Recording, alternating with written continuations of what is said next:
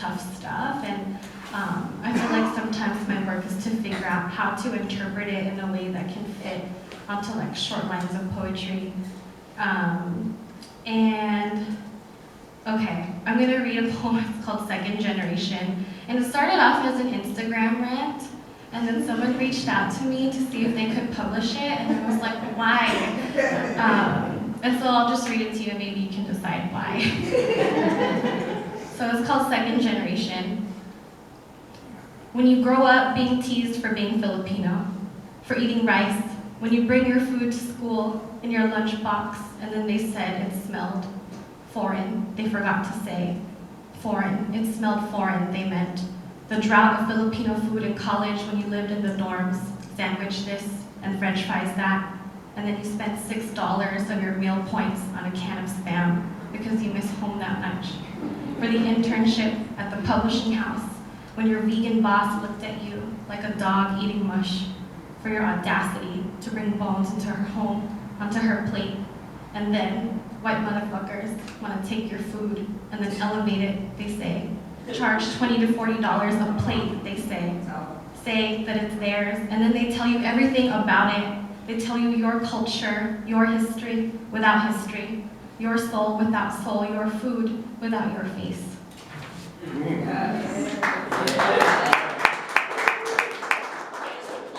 There's an episode of Beat Bobby Flay. I think it's like season 16, episode 26 or something like that. And there's a white male chef that's cooking Filipino food, and it's to an all-white jury, and it's like, really? You couldn't find one Filipino in New York City to judge this competition?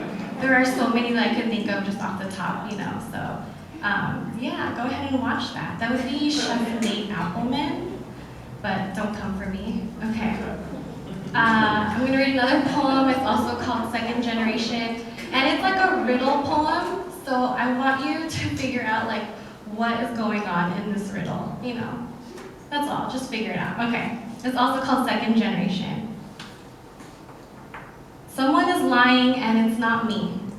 Ma told me to tell my brother and no one else what the doctor told us. Ma told her brother, my uncle, with me in the room like I wasn't there. I invited my ninang to my wedding and I told her why.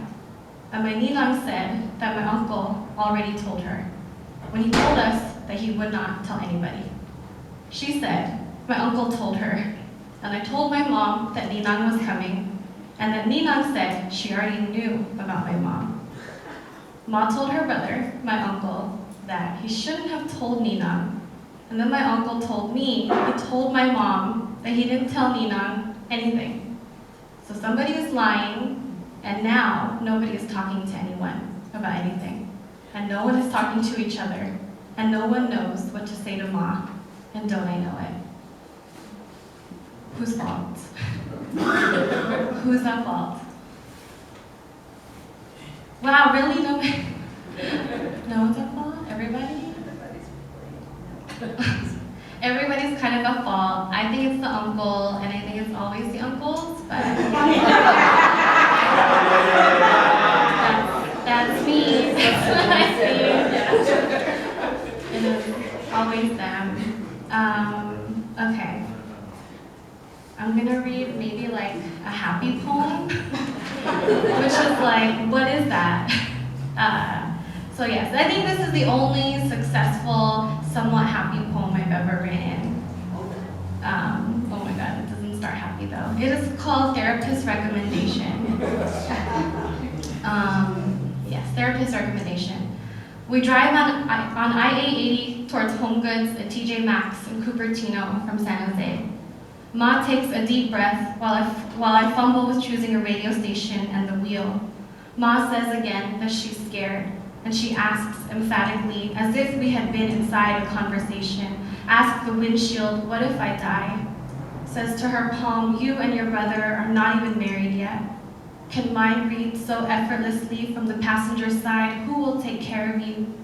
When Ma says that she's scared, I don't listen. Her confessions are the writing prompts I dodge.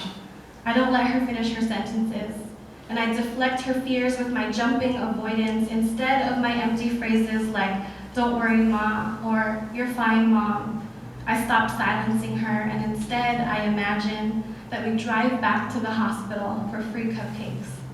And then all the doctors are in one room, and then they will all be celebrating, telling us that her cancer is in remission, confirming the research that it no longer exists to kill. We will never have to come back here. In fact, everybody else in the hospital will be healed and then released, and the hospital will have a circus or like a playground department or something vapid but entertaining like the Museum of Ice Cream.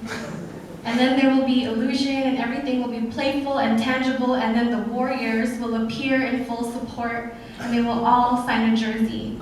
And then she'll take pictures with her favorites. My mom calls Stephen Curry Step Carey, like she's giving the sweetest instructions for how to do a layup. And then he will hug her in congratulation. And the nurses, they will hold balloons and they will give us canvas bags as big as hot air balloons for a shopping spree. And then they will hand us golden envelopes with gift cards to discount retail stores and malls. And then they will give us clocks with no minutes or hour hands, and then nothing will slip away from us, especially not our time with each other.